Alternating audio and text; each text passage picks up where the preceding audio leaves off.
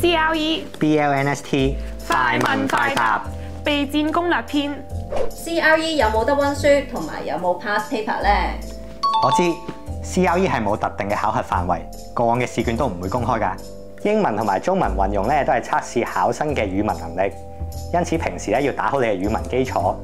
而能力傾向測試咧就係考驗考生嘅推理能力。考試形式同埋參考題目咧可以喺 CSB 嘅網站參考㗎。冇 pass paper 可以操，考生點樣備戰 CRE 好咧？咦，我知考生咧唔可以臨急抱佛腳，考試之前先嚟溫書。平時咧都要多啲留意時事，睇多啲中英文報紙，了解下當中嘅字詞意思同埋句子結構，仲要多啲思考下當中嘅邏輯關係。咁樣咧就可以幫到我哋嘅語文能力同埋推理能力啦。咁 BLNST 有冇得溫書咧？我知 BLNST 係根據基本法同埋香港國安法去制定嘅。同樣啦，試卷係唔會公開㗎，考生可以喺 CSB 嘅網站揾到相關嘅題型。如果想更了解基本法同埋香港國安法，就要留意呢啲網址啦。下集就係考試攻略，記得留意啦，拜拜。